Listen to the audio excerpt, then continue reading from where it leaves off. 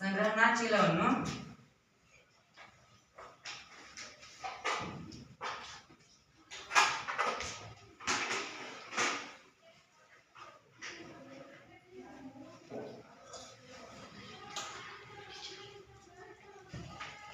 ರಸಧಾನ್ಯ ಅಂತ ಹೇಳ್ತೀವಿ. ಆಮೇಲೆ ಇದರಲ್ಲಿ ಎಷ್ಟು ದಿನ ಕಟ್ತಾವ ರಸಧಾನ್ಯ ಒಳಗ? ಯಾವ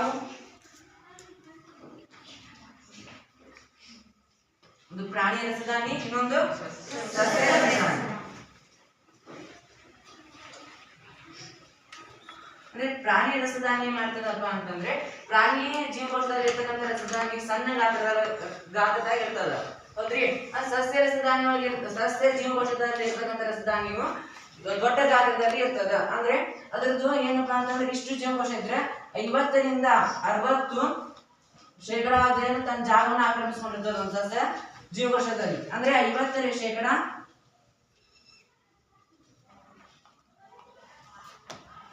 90ರವರೆಗೂ ಜಾಗವನ್ನ ಪಡೆದುಕೊಳ್ತದ. ಎದರಲ್ಲಿ ಅಂದ್ರೆ ತನ್ನ ಜೀವಕೋಶದವ್ರಿಗೆ. ಹೌದಾತಾ? ಮುಂದೆ ಏನಪ್ಪಾ ಅಂತಂದ್ರೆ ಸಸ್ಯ ಜೀವಕೋಶ ಎದರಿಂದ ಆವೃತವಾಗಿರ್ತದ? ಯಾರಿಗೆ ಗೊತ್ತು? ಸಸ್ಯ ಜೀವಕೋಶ ಎದರಿಂದ ಆವೃತವಾಗಿರ್ತದ? ಸಸ್ಯ ರಸದಿಂದ ಆವೃತವಾಗಿರ್ತದ. ಎದರಿಂದ?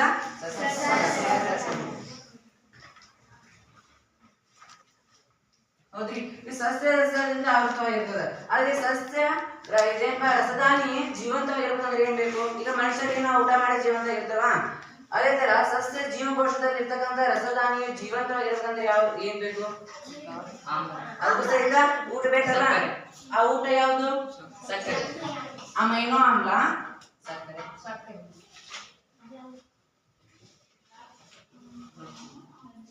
ನೆಕ್ಸ್ಟ್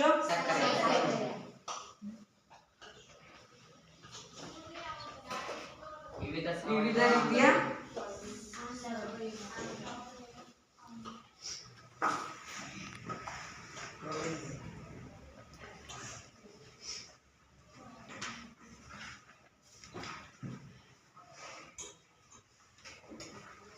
ಆಮ್ಲ ಮತ್ತು ಪ್ರೋಟೀನ್ಗಳು.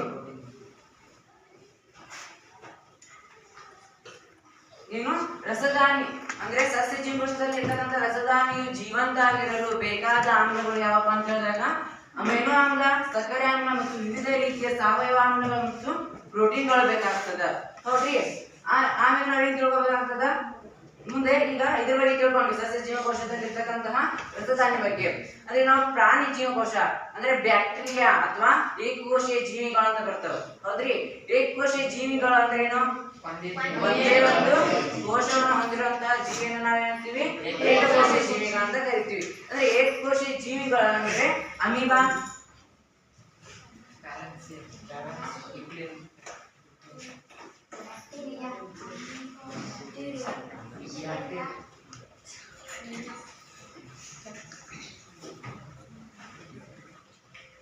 ಲಿಬಿನ, ಇನ್ನು ಹಲವು ರೀತಿಯ ಸೂಕ್ಷ್ಮ ಜೀವಿಗಳು ನಮ್ಗೆ ಕಂಡು ಬರ್ತವೆ. ಹೌದ್ರಿ. ಈಗ ನೋಡ್ರಿ, ಇದ್ರೊಳಗೂ ಹೆಂಗಿರ್ತದ? 2 ವಿಧ ಆಗಿರ್ತದ. ಒಂದು ಏನಾಗ್ತದಪ್ಪ ಅಂತಂದ್ರೆ ರಸಧಾನಿ ಅಂತ ಬರ್ತದ, ಇನ್ನೊಂದು ವಿಶೇಷ ರಸಧಾನಿ ಅಂತ ಬರ್ತದ. ಹೌದ್ರಿ. ಒಂದು ನಾರ್ಮಲ್ ಏನು ರಸಧಾನಿ ಅಷ್ಟ, ಇನ್ನೊಂದು ವಿಶೇಷ. ವಿಶೇಷ ಅಂದ್ರೆ ರಸಧಾನಿ ಅಂದ್ರೆ ಅಮೀಬಾ. ಎಕ್ಸಾಂಪಲ್ಗೆ ಅಮೀಬಾ ಒಂದೇನಪ್ಪಾ ಅಂತಂದ್ರೆ ಇದು ರಸಧಾನ್ಯ ಬರ್ತದ. ಅವ್ರಿಗೆ ಏನ್ ಮಾಡ್ತದ? ಒಂದು ರಸಧಾನ್ಯನ ಹೊಂದಿರ್ತದ. ಅಮೀಬಾ ಸೇವಿಸ್ತಕ್ಕಂತ ಎಲ್ಲಾ ಆಹಾರವನ್ನ ಅದು ಏನ್ ಮಾಡ್ತದ? ತನ್ನ ರಸಧಾನಿ ತನ್ನೊಳಗೆ ಹಾಕ್ತದ. ಇದು ರಸಧಾನಿ.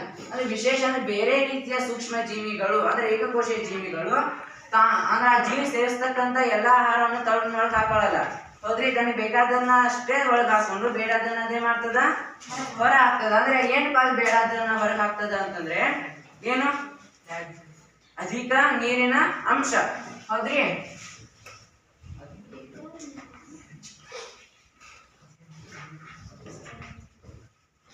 ಅಂಶ ಮತ್ತು ವ್ಯರ್ಥ ಪದಾರ್ಥಗಳು.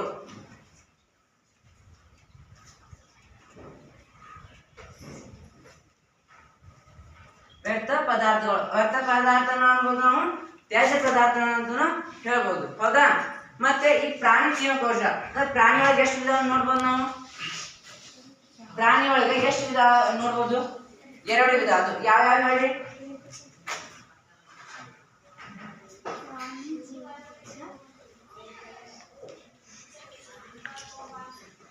ಎರಡು ವಿಧ ಬರ್ತವೆ. ಯಾವ್ರಿ? ಒಂದು ಮೂಕ ಪ್ರಾಣಿಗಳು,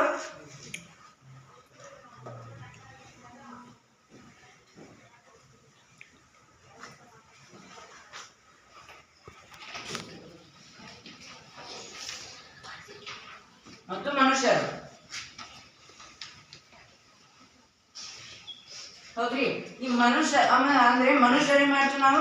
ಒಂದು ಆಹಾರವನ್ನು ತಿಂದ್ಮೇಲೆ 3 ಗಂಟೆ ಏನು ಬಾಯಿಲಾದ ಚೆನ್ನಾಗಿ ನುರಿಸಿ ಒಳಗೆ ಕಳಿಸಿದಾಗ ಅಲ್ಲಿ ಕ್ರಿಯೆಗಳು ಉಂಟಾಗ್ತಾವ. ಹೌದ್ರಿ? ಆ ಕ್ರಿಯೆಗಳ ನಂತರ 3 ಗಂಟೆ ಆದ್ಮೇಲೆ ಏನಾಗ್ತದ ಅಂದ್ರೆ ಮತ್ತೆ ಹಸಿವು ಆಗ್ತದ. ಹೌದ್ರಿ? ಅಂದ್ರೆ ಎಷ್ಟು ಗಂಟೆ? 3 ಗಂಟೆ. ಅದ್ ಪ್ರಾಣಿಗಳಲ್ಲಿ ಅದು ವಿಶೇಷ ಇರ್ತದ. ಹೌದ್ರಿ? ಈಗ ಎಕ್ಸಾಂಪಲ್ ನಾವ್ ಯಾರು ಆಡು ಎಮ್ಮೆ ಯಾವ್ದನ್ನ ತಗೊಳ್ಳಿ. ಅಂದ್ರೆ ಆಡನ್ನ ತಗೊಂಡ್ರಿ ನಾವೇನ್ ಮಾಡ್ತೀವಿ? ಆಡನ್ನ ಮೈಸ್ಲಿಕ್ಕೆ ಅಂತ ತಗೊಂಡ್ ಹೋಗ್ತೀವಿ. ಹೌದ್ರಿ? ಆ ಮೈಸ್ಲಿಕ್ಕೆ ಅಂತ ತಗೊಂಡ್ ಹೋದಾಗ ಅದು ಮೈಸ್ಕೊಂಡ್ ಕಾಡ್ತೀವಿ. ಮತ್ 3 ಗಂಟೆ ಆದ್ಮೇಲೆ ಮತ್ ಓದಿರ್ತಾನೋ ನಮ್ಮ ಮೈಸ್ರಿ ಅಂತಂದು. ಇಲ್ಲ, ನಾವೇನ್ ಮಾಡ್ತೀವಿ? ಅವು ಏನ್ ಮಾಡ್ತಾವ್? ಮಯುವಿನ ಅವುಗಳ ಶೈಲಿಯನ್ನು ನೋಡ್ಬೇಕು. ನಾವು ಏನ್ ಮಾಡ್ತೀವಿ? ಬಾಯಲ್ಲಿ ನುರಿಸ್ತೀವಿ. ಬಟ್ ಅವೇನ್ ಮಾಡ್ತಾವ? ನುರ್ಸಲ್ಲ. ಅವೇನ್ ಮಾಡ್ತಾವ? ಸಡನ್ಲಿ ನನ್ನ ಹೊಟ್ಟೆ ಭಾಗ ಕಳಿಸ್ತಾವ. ಹೌದ್ರಿ? ಹೆಂಗಪ್ಪ ಅಂತಂದ್ರೆ ಸಣ್ಣ ಸಣ್ಣ ಉಂಡೆಗಳ ಆಕಾರದಲ್ಲಿ ಅವುಗಳನ್ನ ಹೊಟ್ಟೆ ಭಾಗಕ್ಕೆ ಕಳಿಸ್ತಾವ. ಅಲ್ಲಿ ಏನ್ ಮಾಡ್ತಾವ? ಮನೆಗೆ ಕರ್ಕೊಂಡ್ ಕಟ್ಟಿದಾದ್ಮೇಲೆ ಹಸಿವಾಗ್ತದ. ಹಸಿವಾದ್ಮೇಲೆ ಏನ್ ಮಾಡ್ತವಪ್ಪ ಅಂತಂದ್ರೆ ಆ ಸಣ್ಣ ಸಣ್ಣ ಉಂಡೆಗಳನ್ನ ಏನ್ ಮಾಡ್ತಿರ್ತ ಪುನಃ ತನ್ನ ಬಾಯಿಗೆ ತರಿಸ್ಕೊಂಡು ಅದನ್ನ ನುರಿಸಿ ರಸವನ್ನಾಗಿ ಚೆನ್ನಾಗಿ ರಸಗಳನ್ನಾಗಿ ಮಾಡಿ ಒಳಗೆ ಕಳಿಸ್ತದ. ಹೌದ್ರಿ? ಇದು ವಿಶೇಷ ರಸಧಾನ್ಯನ ಸಹಿತ ಬಂದಿರ್ತದ. ಹೌದ್ರಿ? ಧನ್ಯವಾದ.